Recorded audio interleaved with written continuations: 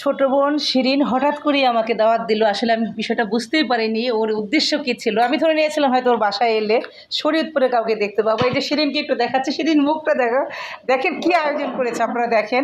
আমি একা মানুষ, আমাকে সারপ্রাইজ দেওয়ার জন্য কত কী আয়োজন করেছে। আমি ধরে নিয়েছিলাম হয়তো শরীয়তপুরে কোনো বন্ধুবান্ধব এসেছে, তাদের সাথে আড্ডা হবে।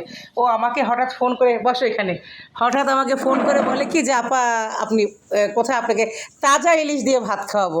দেখেন এই যে তাজা ইলিশ আছে ভালো কথা, কিন্তু এইটা কি তাজা ইলিশের নমুনা বলেন? দেখেন কত আয়োজন। আমি একা মানুষের জন্য, হ্যাঁ এই দেখেন আইড় মাছ, হ্যাঁ আইড় মাছটা আমার অনেক পছন্দ, এবং এগুলো সবই আমাদের দেশীয় মাছ।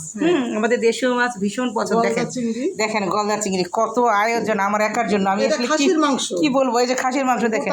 হ্যাঁ হ্যাঁ হ্যাঁ, বলো তুমি বলো কোনটা, কি আবার বলো। এটা খাসির মাংস, হ্যাঁ এটা পদ্মার ইলিশ, তাজা ইলিশ, এটা বড় গলদা চিংড়ি, হ্যাঁ আর বাইলা মাছ আমাদের দেশের, আর হচ্ছে এই যে আইড় মাছের, হ্যাঁ হ্যাঁ আইড় মাছ আমার ভীষণ পছন্দের এই মাছটা। বোম্বাই মরিচ আছে, সাথে ভর্তা আছে।